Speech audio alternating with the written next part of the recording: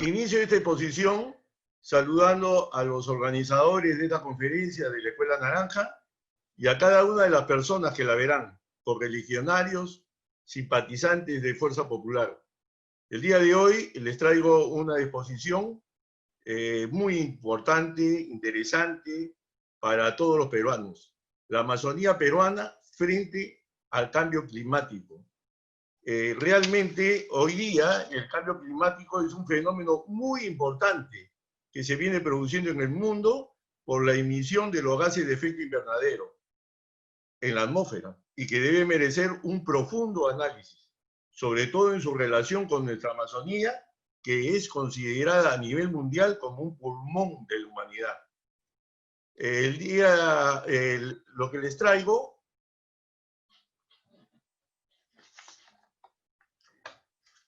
tiene el siguiente índice. Primeramente, una introducción que la estamos haciendo y vamos a dar algunos datos adicionales y luego vamos a explicar qué significan los gases de efecto invernadero, que son los que al final están haciendo esta destrucción del clima mundial. Luego vamos a tratar qué se está haciendo a nivel mundial para evitar que esta emisión de gases de invernadero continúe. Luego veremos lo que viene sucediendo con las ONGs en la Amazonía, que son las organizaciones no gubernamentales, cómo vienen desenvolviéndose y qué situación es la que se presenta con relación a ellos. Luego veremos la problemática de la provincia de Purús. La provincia de Purús es una de las provincias más grandes de nuestro país, que vive una situación muy particular que la vamos a ver relacionada con el cambio climático. Luego veremos lo que viene sucediendo y cómo se vienen tratando los parques nacionales del primer mundo, a diferencia de lo que sucede, por ejemplo, en el Parque Nacional de Alto Purús y en los parques que tenemos en el Perú. Luego veremos cómo se ha complicado el desarrollo de la infraestructura en nuestra Amazonía. Es un tema fundamental para el desarrollo de esta importante región de nuestro país. Luego veremos los objetivos del milenio. ¿Qué significa eso? Los objetivos del milenio son compromisos que ya ha asumido el Perú, sobre todo en el gran drama y el gran tema pendiente que tenemos hacia el siglo XXI, que es la lucha contra la pobreza, versus el cuidado de la biodiversidad. Ambos son importantes, ambos hay que tratarlos, ambos hay que estudiarlos y ejecutarlos, pero no se debe llevar a radicalismos. Luego veremos un acuerdo importante que ha firmado el Perú hace 2 años, en el año 2018, el acuerdo de Escazú, y la problemática que acarrea. Está actualmente en la Comisión de Relaciones Exteriores del Congreso para su aprobación. Y eso es lo que nos preocupa en la actualidad y lo vamos a ver en detalle. Luego, un punto para el cual no hay que dar ningún paso, es el proceso de desnacionalización de la Amazonía peruana, porque hay intereses en el extranjero de hacerlo, y sobre todo de llevarnos a una situación complicada para nuestro país y que sobre todo en el siglo XXI. Luego las conclusiones de esta exposición. En la introducción debemos tener en cuenta lo siguiente. No debemos llegar a la emergencia climática. La emergencia climática se daría si llegamos a que suceda lo que se indica acá, que la temperatura del globo terráqueo suba 2 grados. Si eso sucediera a fines del siglo XXI o antes, que sería mucho peor todavía, ¿qué sucedería? Que el hielo del Ártico desaparecería. Y eso haría que tendría que subir la temperatura del nivel del mar. Al subir el nivel del mar, desaparecerían algunos países que hoy día son islas, y otros sufrirían muchísimo, como el Perú, que tenemos una costa muy larga, y sobre todo ciudades que están a orillas del mar, que podrían verse muy perjudicadas. Esto también acarrearía sequías, huracanes, eso como consecuencia traería hambre, pobreza y destrucción. Esto es lo que hay que evitar, y lógicamente en eso estamos todos comprometidos. Un punto importante a tener en consideración. El territorio amazónico peruano es el 53% de nuestro país. ¿Y qué sucede con nuestros bosques? Nuestros bosques pueden mitigar, acuérdense bien esa palabra, mitigar el cambio climático.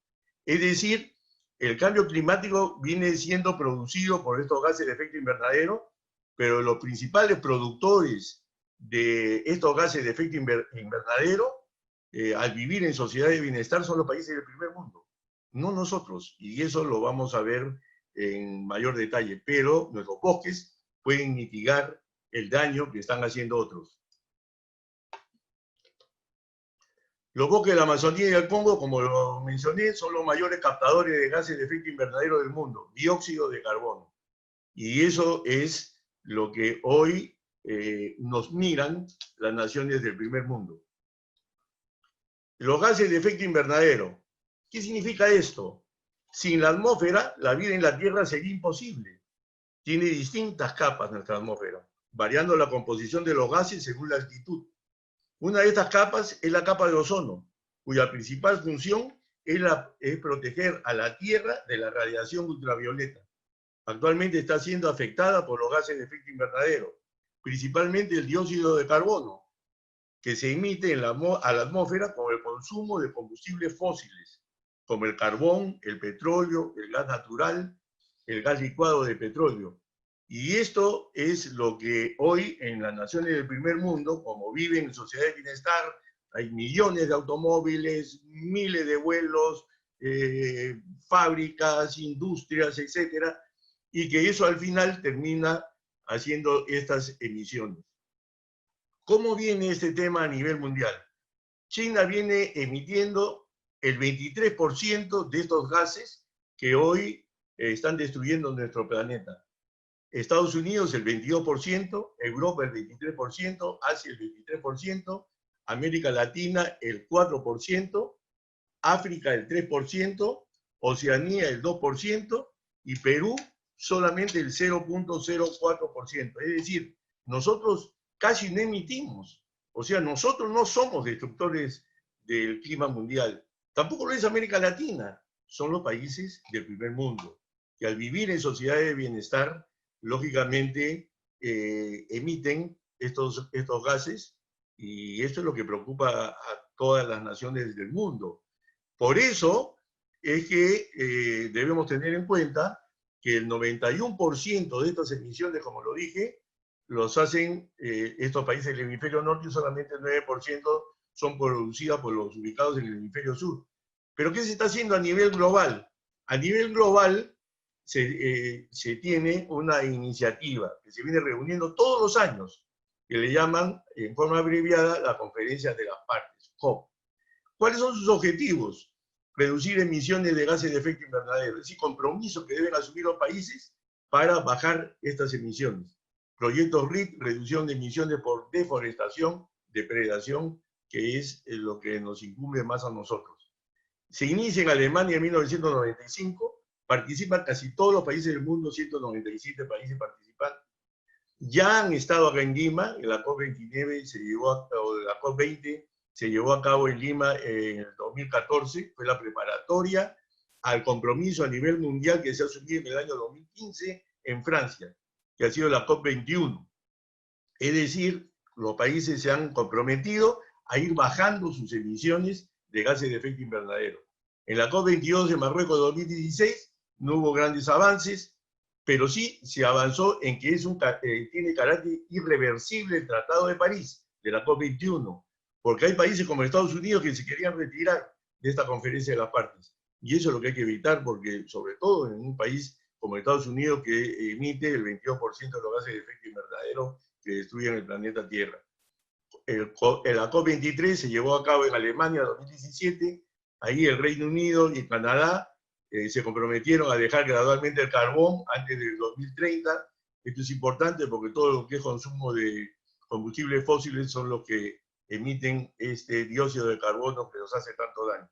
La COP24 en Polonia 2018 se asumieron compromisos para ejecutar el Tratado de París de la COP21, Y la COP25, que se llevó a cabo el año pasado, iba a ser en Chile. Al final hubo disturbios en Chile, se pasó a España, pero no ha habido grandes avances. La de este año se ha suspendido y vamos a ver cómo sigue evolucionando este tema, que como les digo, es de gran preocupación a nivel mundial. Con relación a esto, ¿qué viene sucediendo en nuestra Amazonía? En nuestra Amazonía tenemos cada vez un mayor número de estas ONGs. ¿Qué son ONGs? Son organizaciones no gubernamentales. Muchas de ellas vienen digitadas desde el primer mundo y son conformadas por personas que comparten una visión y misión común. Buscan su financiamiento a nivel internacional. Cualquier persona puede formar una ONG. Lógicamente tienes que buscar el financiamiento, tienes que reunirte con un grupo de personas con una visión común. En este caso, lo que viene sucediendo en la Amazonía son ONGs ambientalistas, algunas de ellas muy radicales, que vienen con un discurso de intangibilidad de los bosques. Y nosotros, como peruanos, tenemos que utilizar nuestros bosques, porque tenemos que luchar contra la pobreza, tenemos que generar riqueza. Lógicamente que si sacamos árboles, si sacamos algo del bosque, tenemos que restituírselo al bosque. Es decir, tenemos que hacer reforestación. Pero de ahí a que solamente nuestra Amazonía se convierta en puro parque nacional y de acuerdo a nuestra legislación no puedas tocar un árbol, ya eso es un tema que es lo que tenemos que ser inteligentes para no afectar el desarrollo de esta importante región de nuestro país.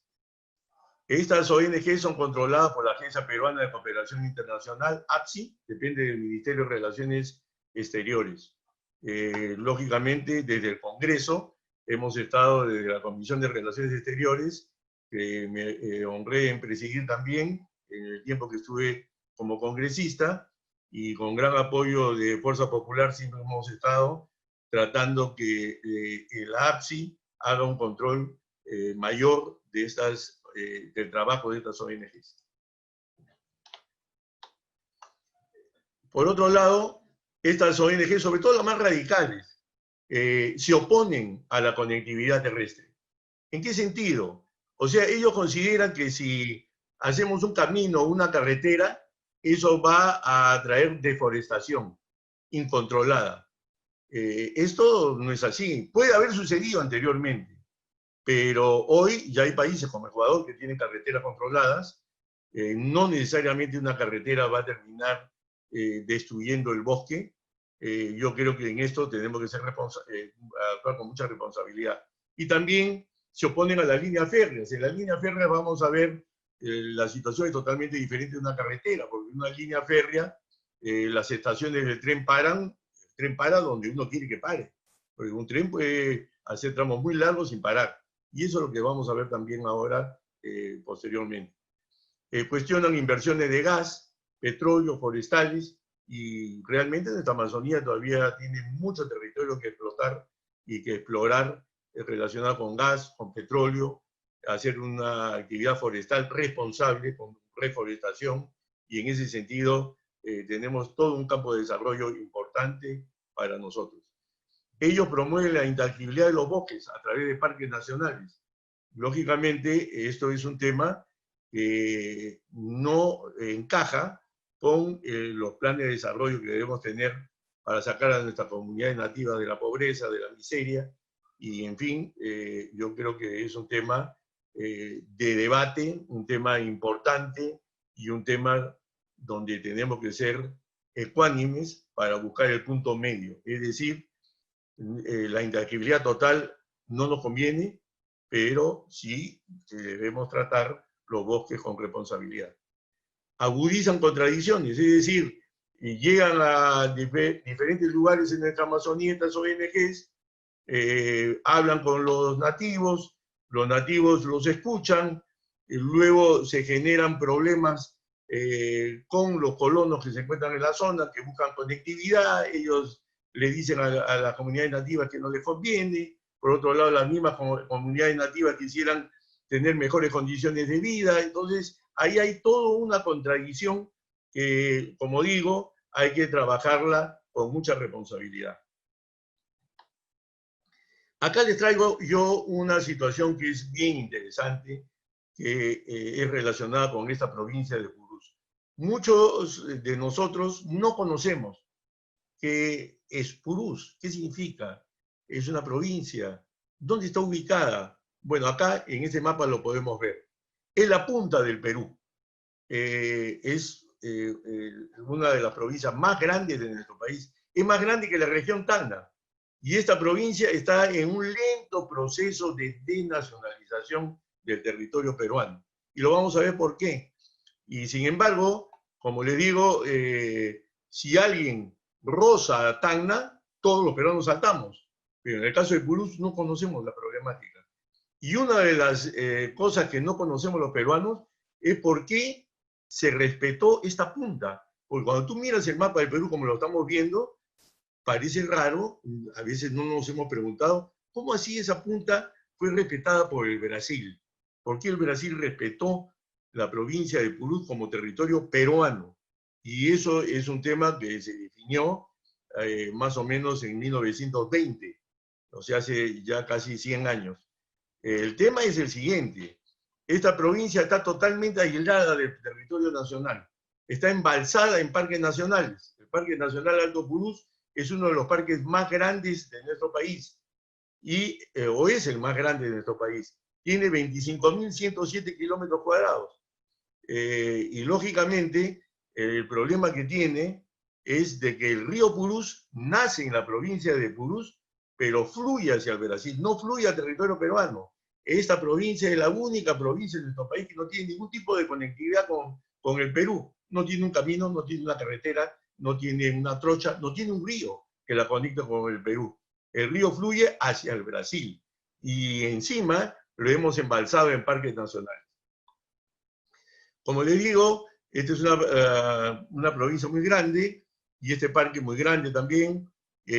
Por lo tanto, si lo comparamos con La Libertad, tiene casi el mismo tamaño de la región La Libertad. Con eso podemos entender y darnos cuenta de lo que estamos hablando. ¿Cómo fluye este río? Este río Purús nace en territorio peruano, ahí en la punta donde está la parte de abajo, se ve el nacimiento, ahí ese es territorio peruano, y luego entra a territorio brasilero y llega hasta Manaus, desemboca en el río Amazonas. Y eso fue lo que trajo a los peruanos hacia Purús a principios del siglo XX, que venían a Purús por el auge del caucho. Esta es una región que fue muy rica en caucho y nuestros exploradores y las personas que buscaban caucho salían de Iquitos, ahí podemos ver en el mapa del Perú, Iquitos, más abajo Pucallpa, y venías navegando hasta Manaos por el río Amazonas, en Brasil. Y luego bajaban por el río Purús hasta su naciente en el Perú. Y ahí se formó toda una colonia cauchera, que al final esta colonia estaba ahí cuando se definieron los límites con el Brasil, y Brasil tuvo que respetar esta provincia como peruano. Y eso es bien importante. Hoy día cuando se hacen edificaciones en Purús y tienes que traer cemento, últimamente, por ejemplo, se trajo cemento de Iquitos, y eso navegando en chatas, se tuvo que llevar el cemento hasta Manaos para la construcción de un colegio y un hospitalillo, y luego remontar hasta Puerto Esperanza, que es la capital de la provincia de Purús. Se demoró con una serie de problemas porque bajó el río, etcétera, casi 2 meses en que llegue el cemento. Y esto nos significa la distancia que tenemos hoy día y lo difícil de acceso. Hoy día a la provincia de Purús llegas solo vía aérea. Y eso trae una serie de problemas. Acá, por ejemplo, vemos en esta foto cómo la gente me recibía en Purús y me pedían una carretera que les solucione el problema de aislamiento, porque están aislados del territorio nacional. Y entonces esto genera una carestía en el nivel en todo lo que quieras comprar tú en Purús. Entonces, un kilo de papa te cuesta en Puerto Esperanza 10 soles, en Pucallpa 1 sol. Arroz 3 soles en Pucallpa, 6 soles en Puerto Esperanza. Tomate 1 sol 20, 10 soles allá en Puerto Esperanza. El azúcar, 6 soles. Y entonces la carestía de la vida es importante ahí, y eso hace que muchos maestros no quieran ir a trabajar a esta zona porque lo que le dan sobre su sueldo por estar en zona de frontera, pero nunca se imaginan que hay estos sobreprecios. Y entonces no les alcanza el sueldo, y hay problemas en la educación, hay problemas de salud, y eso lo vamos a seguir viendo. El combustible, mira, es carísimo. O sea, tú puedes pagar 27, 28 soles por un galón de combustible, que lo puedes conseguir en otro lado en 10 soles, 11 soles, y comparado con Pucallpa, pues hay una diferencia grande. La diferencia es la deficiencia en educación, la muestro acá. Secundaria solamente hay el 30% de los alumnos, muchos de ellos se van a Brasil, en primaria el 50% están estudiando, y el 20% no tiene educación, sobre todo niños de las comunidades nativas.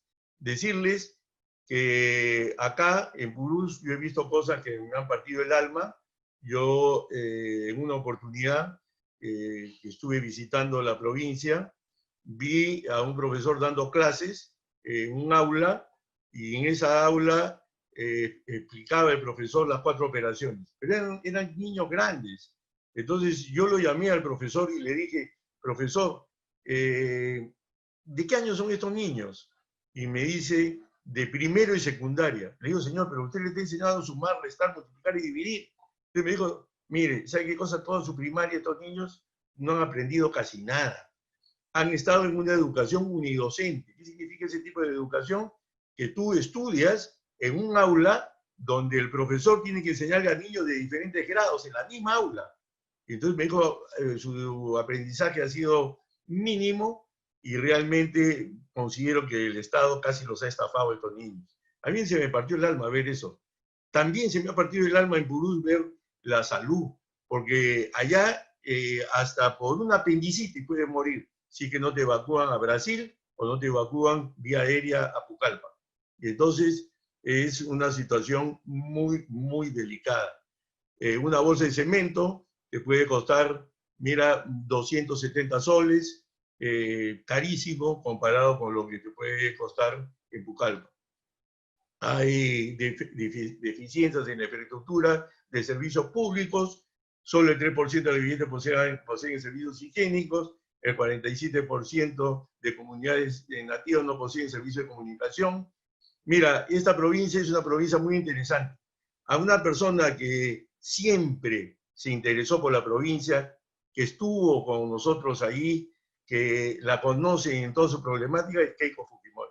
Keiko llegó a todas las provincias de la región Ucayali, tuve la oportunidad de acompañarla, y a ella siempre le partió el corazón la situación de Purús.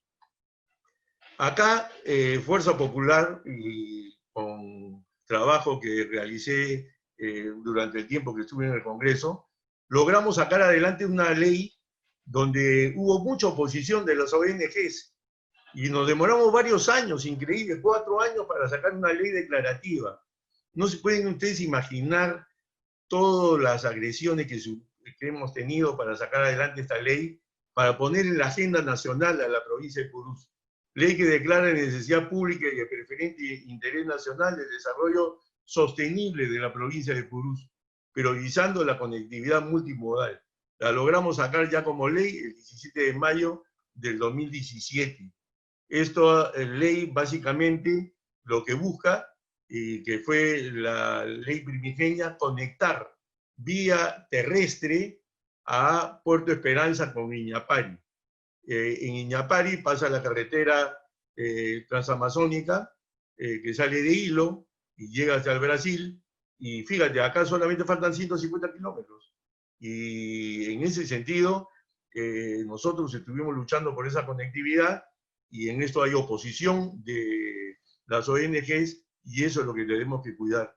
Tenemos que ver cuál es el mejor desarrollo para estas provincias de nuestro país que están tan alejadas y muchas veces olvidadas por los peruanos. Sin embargo, lo que sucede a nivel internacional es totalmente diferente. Entonces tú ves que estas ONGs que vienen digitadas de los países del primer mundo, vienen a decirnos de que no se hagan caminos, que no se hagan carreteras, que los parques nacionales no puedes tocar un árbol, y entonces al final eso no nos ayuda en la lucha contra la pobreza, porque en un mundo interconectado, en una aldea global que somos ahora a nivel internacional, desgraciadamente no se ve ahora con la pandemia que tenemos, que afecta a todos los países del mundo, por la conectividad. Y eso, al final, ellos en el primer mundo tratan sus parques de otra manera.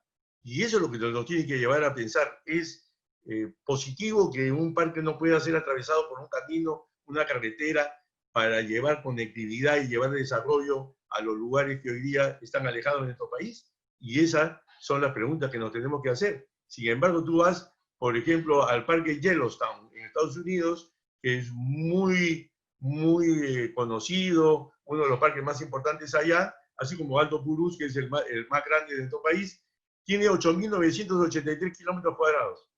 Es la tercera parte de lo que es el Parque Nacional de Alto Purús. Sin embargo, tiene 500 kilómetros de carreteras asfaltadas y 5 entradas, 9 hoteles con 2.238 habitaciones, 2 millones de visitantes al año. Y entonces, esas son las cosas que tenemos que ver con relación al desarrollo que tienen derecho los pueblos amazónicos. Por otro lado, el Parque Nacional Banff en Canadá tiene 6.000 kilómetros cuadrados y lo atraviesa la autopista Trans-Canadá. Y entonces son cosas que tenemos que reflexionar. Nuestra Amazonía solamente va a estar interconectada por vía aérea. Eso es carísimo. O sea, mantener una conectividad para todo lo que significa la vida humana a través del aire nada más es bien dificultoso. Y eso también tenemos que tener en cuenta para buscar el desarrollo de nuestro país. Sobre todo los que me están escuchando, gente joven, decirles que el siglo XXI es el siglo que el Perú tiene que mirar a la Amazonía. 53% del territorio nacional es amazónico y nosotros no hemos estado mirando como el Estado a la Amazonía. La mayoría de nosotros no la hemos mirado. Y en ese sentido, esto sucede también cuando se asignan presupuestos y los presupuestos no son lo necesarios para darle desarrollo. Quien sí se acordó de la Amazonía fue Dios, porque Dios le puso a nuestra Amazonía peruana tremendos ríos que la atraviesan en forma longitudinal el río Amazonas, la región Ucayali la atraviesa el río Ucayali. Y realmente esas son las grandes carreteras que Dios nos puso, pero el Estado peruano ha hecho poco por la Amazonía y ese es uno de los grandes temas pendientes de desarrollo en nuestro país. Y lógicamente, como hay esta oposición de estas ONGs, crean temores también en las comunidades nativas y lógicamente al final esto complica el desarrollo de la infraestructura. En las comunidades nativas, las ONGs vienen y le dicen, mira, tú si apoyas la construcción de una carretera, eso va a destruirte a ti, van a venir delincuentes, etc. Pero por otro lado, la no conectividad te trae una educación deficiente, te trae poca salud, te trae carestía de productos de primera necesidad, etc. Y esos son temas que tenemos que tener en consideración y poder hacer un balance de todo y no llegar a radicalismos. Eso es muy importante a tener en consideración. Y entonces hay iniciativas. Por ejemplo, tienes la iniciativa que tiene muchos años, de la carretera o vía férrea Pucallpa-Cruzeiro do Sul. Con gran esfuerzo se hizo en años anteriores la conexión que llegas hoy día desde Lima por carretera hasta Pucallpa, la capital de la región Ucayali. Y estás cerca a Cruzeiro do Sul. ¿Ustedes se imaginan el desarrollo que tendríamos con el Brasil en esta zona central de nuestro país, con una conectividad de este tipo? Sin embargo, por supuesto, hay bastante oposición. Acá ven ustedes otro parque, que es el Parque Sierra del Divisor. Y entonces, para poder hacer una carretera, había que hacerla fuera del parque, o una línea férrea. Y como les digo, siempre hay mucha oposición para su realización y es uno de los temas que ha evitado que se construya. Sin embargo, la distancia entre Pucallpa y Cruzeiro do Sul es 223 kilómetros. 141 kilómetros se tendría que construir en territorio peruano. No es mucho. Si nosotros vemos esto, la distancia es una distancia que no es una obra colosal, tremenda, como sí lo serían otras iniciativas, como es el tren transcontinental. Esta obra, ojalá que se pueda realizar cuanto antes para conectar en la parte central de nuestro país con el Brasil. Hay otra iniciativa muy importante que también la vienen cuestionando, que es el trazo del tren binacional Perú-Brasil. Este tren partiría desde Santos, que es en Brasil, y luego vendría hacia territorio peruano, atravesaría varias regiones de nuestro país para terminar en Bayóvar, que como ustedes saben, en Bayóvar tenemos los fosfatos de Bayóvar. Este tren ha sido, esta iniciativa ha sido vista con mucha atención por la China. Inclusive se han comprometido a financiarla. Es un tema que está en estudio en el Ministerio de Transportes. Es una obra colosal, tiene un alto costo. La inversión estimada es de 10.000 millones de dólares. Hasta 30.000 millones de dólares puede llegar a costar. Entonces, en este caso los chinos darían el financiamiento, pero luego habría que ver cómo se tendría que ir amortizando, y en esto tendrían que amortizarlo tanto Perú como Brasil, y son los temas que son negociaciones complicadas que vienen avanzando lentamente. La longitud es de 3.500 kilómetros. Este es un emprendimiento del siglo XXI. Ojalá que se pueda llevar a cabo en mediano plazo, pero como les digo, una iniciativa que hay que convencer también a los defensores del medio ambiente de que esto no necesariamente va a afectar el cuidado de la biodiversidad. Nosotros creemos en el cuidado de la biodiversidad, pero como les digo, sin llevarlo a ningún extremo. Y yo creo que ese es el futuro del Perú. El Perú tiene que desarrollar su Amazonía con inteligencia. Si yo saco un árbol, yo tengo que reforestar. Y en ese sentido, yo creo que se puede hacer cosas muy importantes hacia el futuro. ¿Cuáles son las virtudes, por ejemplo, de las líneas férreas en la Amazonía? Las líneas férreas, a diferencia de una carretera, que los ambientalistas dicen que una carretera se comporta como una espina de pescado. O sea, si ustedes ven una espina de pescado en la parte central, ¿no? De la espina, y luego las espinitas, dice que así sucedería con la Amazonía. La parte central de la espina sería la carretera, y luego la destrucción del bosque por las personas que llegarían al lugar. Esto se puede controlar. Nosotros tenemos ya un satélite en servicio en el Perú que podemos estar controlando este tipo de emprendimientos. También podemos hacer carreteras controladas, es decir, por ejemplo, en esta carretera, es una carretera que tiene 150 kilómetros en territorio peruano, no es mucho. Entonces, esos 150 kilómetros no se debe permitir a nadie hacer ningún tipo de emprendimiento en el camino. Es decir, y hasta la gasolina te alcanza sobrado. Entonces, si yo salgo de Pucallpa y me quiero ir a Cruzeiro do Sul, en Cruzeiro do Sul hasta Cruzeiro do Sul son 200 y pico de kilómetros que hemos visto, pero en territorio peruano son 150. Entonces, al final, tú llenas tu tanque de gasolina y llegas tranquilo, no tienes ningún problema. Y entonces, no tienes que detenerte. Eso es lo que tenemos que buscar, carreteras controladas, que no destruyan la biodiversidad amazónica. Y las líneas férreas son más seguras en eso, porque tú puedes tranquilamente, entre la distancia que hay entre Pucallpa y Cruzeiro do Sul, que son más de 200 kilómetros, puedes salir de Pucallpa y de frente te vas los 200 kilómetros, no tienes que parar en ningún sitio. y entonces la destrucción de la Amazonía es inexistente. Las líneas férreas dan bastante seguridad para los usuarios, por supuesto, y ese es uno de los temas que también debemos tener pendiente, en cuenta, que seguramente hacia el futuro las líneas férreas son mejor solución que las carreteras en la Amazonía. Por otro lado, el Perú tiene compromisos.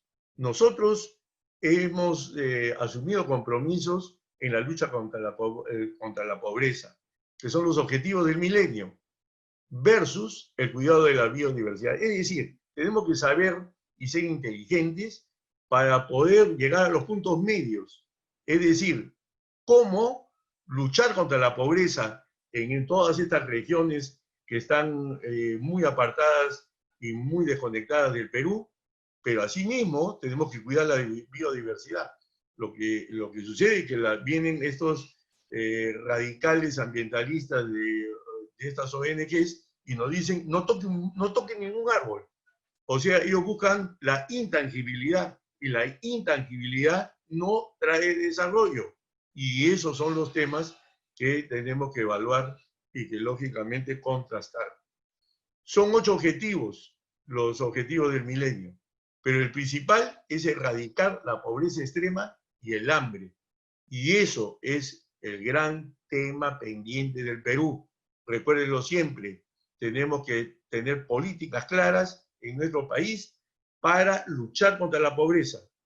El Perú ha venido avanzando muchísimo en la lucha contra la pobreza gracias a la nueva constitución que tenemos del año 1993.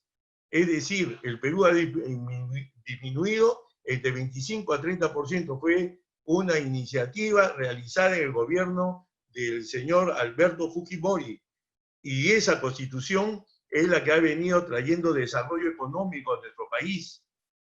Nosotros, los que ya pintamos canas, hemos vivido lo que es vivir con grandes carestías, lo que es vivir con hiperinflación. Todo eso fue solucionado en el gobierno de Alberto Fujimori con la Constitución del año 1993, que sigue vigente y que tenemos que luchar para que esta Constitución no sea alterada en sus objetivos y sus fines, en el desarrollo económico que ha logrado, y que esto es lo que continuamente vienen pidiendo los partidos políticos de izquierda más radicales de nuestro país, que buscan el cambio de la Constitución.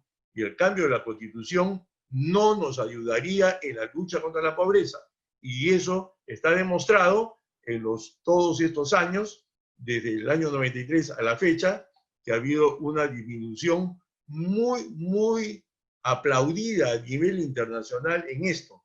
Pero todavía tenemos hasta el año pasado 23% de pobreza. Ahora con la pandemia se especula y se calcula que puede llegar hasta 30% a subir la pobreza.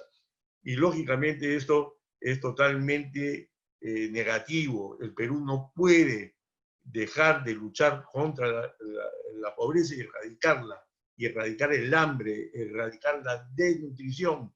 Y lógicamente esto se tiene que hacer con inteligencia, utilizar nuestros recursos de la mejor manera para evitar de que la pobreza se mantenga en el siglo XXI. Esto hay que erradicarlo del Perú. Luego les traigo un tema que es muy importante y que es un acuerdo que se firmó en una ciudad costarricense que se llama Escazú. Por eso que mucha gente ahora que comienza a salir de los diarios, comentaristas que ya comienzan a hablar de este acuerdo, este es un acuerdo que se firmó por parte del Ministerio del Ambiente entre gallos y medianoche, porque nunca nos enteramos en el Congreso de que se había firmado este acuerdo en Costa Rica, en Escazú, que es una ciudad costarricense, en el año 2018. Realmente este acuerdo contiene una serie de temas que lo han manejado justamente ambientalistas radicales, pero el gran problema, y es lo que se está analizando en el Congreso actualmente, y que afecta a la soberanía. ¿Y la afecta en qué sentido? Vamos a ver algunos detalles de este acuerdo. Este acuerdo, como se los mencioné, es el nombre de una ciudad costarricense donde se firmó el 4 de marzo del 2018. Y lo firmó el Perú y 22 países. Pero nuestra constitución política del Perú, que acá la tengo, es muy clara en esto.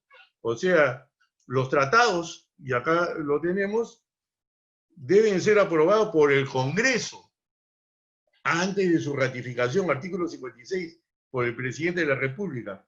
Y sobre todo cuando trata sobre temas como este, que trata sobre temas relacionados con derechos humanos. Porque todo lo que es cuidado del medio ambiente trata temas de las personas, de los derechos de las personas, versus el territorio.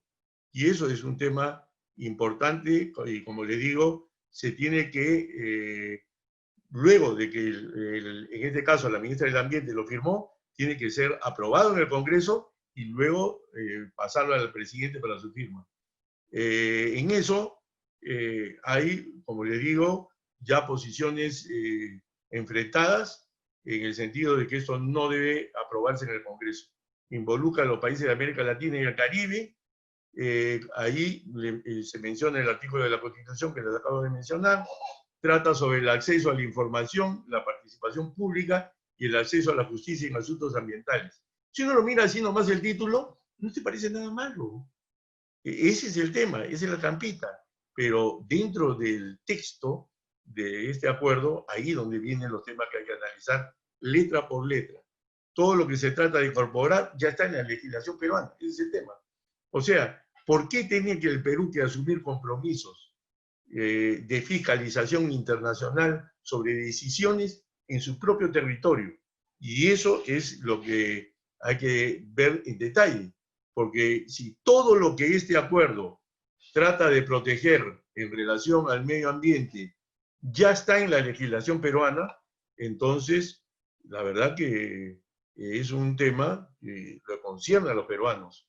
Entonces, habría, y hay que verlo y estudiarlo al detalle.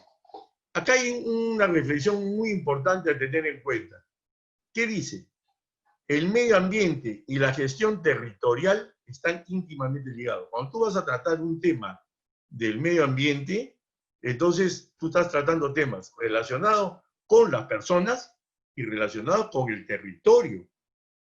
Y ahí se toma una decisión con relación, por ejemplo, si yo voy a hacer una explotación de petróleo o voy a hacer una explotación forestal, yo voy a tener que ver y hacer un estudio del terreno, pero también de las comunidades y la situación de las personas en esa área. Entonces, al final, las decisiones que corresponden a la gestión territorial son decisiones que corresponden al Estado. El Estado es el que debe tomar todas las decisiones que afecten al territorio peruano.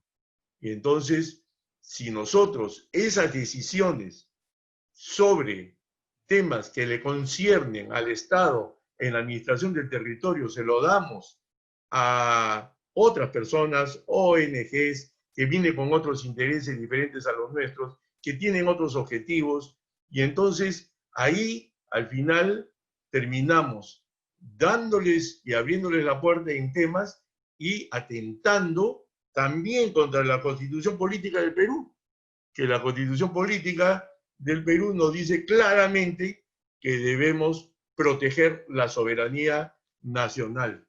Y eso también es un tema que nos tiene que llevar a mucha reflexión, porque es un tema que concierne al futuro de todos los peruanos. En ese sentido, nuestras Fuerzas Armadas son las garantes de la protección de la soberanía de nuestro país. Se incorporaría a ONGs en la toma de decisiones que corresponden al Estado. Jurídicamente se pierde operatividad, principalmente sobre nuestra Amazonía, que es el área de nuestro país que realmente está con mayor riesgo de intervención de estos organismos que vienen desde el exterior. Sin embargo, el acuerdo no habla de la Amazonía específicamente, habla de todo el territorio peruano. Y entonces es un tema de profunda reflexión. Esto se está viendo al detalle, como le digo, en la Comisión de Relaciones Exteriores. Si ahí se aprueba, pasa al Pleno del Congreso. Pero si ahí no se aprueba, termina en el archivo. Por otro lado, un tema que no debemos avanzar ni un pasito es el proceso de desnacionalización de la Amazonía peruana. Entonces, acuerdos como el acuerdo de Escazú puede estar encaminado en ese sentido, a ir buscando poco a poco la desnacionalización de nuestra Amazonía. ¿Y eso por qué? Porque hay gente y hay organismos en el mundo, entidades, que creen que para proteger al medio ambiente, para proteger el clima mundial, la Amazonía debería ser como la Antártida, debería ser territorio de la humanidad. La Antártida no le pertenece a ningún país hoy día. Y entonces ellos consideran que la Amazonía no debería pertenecer a ningún país. Y nosotros, como le digo, tenemos el 53% del territorio peruano que tenemos que cuidar en el siglo XXI. No debe permitirse ni un paso en ese sentido. Debemos ser conscientes que existen intereses internacionales que dan paso para lograrlo, impidiendo la conectividad terrestre, cuestionando la nacionalidad. Muchas veces van, inclusive las comunidades, dicen, no, tú no tienes que tener ninguna bandera, tú tienes que ver tu situación, y etcétera, etcétera. Le dan todo un discurso inapropiado. Generan contradicciones con los colonos, etcétera, impulsan instrumentos internacionales como el Acuerdo de Escazú, incentivan desconfianza con el Estado, y eso es lo que deben mantenerlo siempre con los ojos bien abiertos para ver los temas que conciernen a la Amazonía. Ahora, en base a lo que hemos conversado rápidamente, yo les tengo algunas conclusiones. En el Perú no existe una verdadera conciencia amazónica, y eso es lo que hoy nos debe llevar a reflexión. El mundo mira a la Amazonía y nosotros no miramos a la Amazonía. Tenemos que mirar mucho más a la Amazonía, crear conciencia, defender nuestro territorio, defender el desarrollo, defender la lucha contra la pobreza y la pobreza extrema. El cambio climático ha puesto a la Amazonía en la agenda mundial. Se tiene que enfocar el cuidado de la biodiversidad en la Amazonía, sin afectar la vida humana y la lucha contra la pobreza. Ese es un tema muy importante, porque si yo dejo sin conectividad, por ejemplo, a la provincia de Purús, afecto indirectamente a la vida de la gente, porque ¿qué derecho tiene la gente de morir hoy día por una apendicitis? Entonces yo termino afectando a la vida, y eso también es un tema de preocupación. Existen intereses internacionales para avanzar hacia la internacionalización de la Amazonía. Son los temas que nos deben tener siempre con los ojos bien abiertos. Yo les agradezco bastante esta oportunidad de haberme conectado con ustedes. Es un tema que he tratado de buscar que ustedes se fijen en este tema. Es un tema trascendental hacia el futuro de nuestro país, para nuestros jóvenes, y yo les recomiendo seguir mirando esto. Míralo en internet, mira por acá, investiga por allá, porque nuestra Amazonía tenemos que defenderla. Las ONGs ambientalistas están dando pasos silenciosos en nuestra Amazonía que deben ser monitoreados. Y ojo, se debe reenfocar la problemática amazónica en la agenda de seguridad nacional. Les agradezco bastante por esta exposición y felicito nuevamente a la Escuela Naranja por tocar estos temas que son de vital importancia para todos los peruanos. Muchas gracias.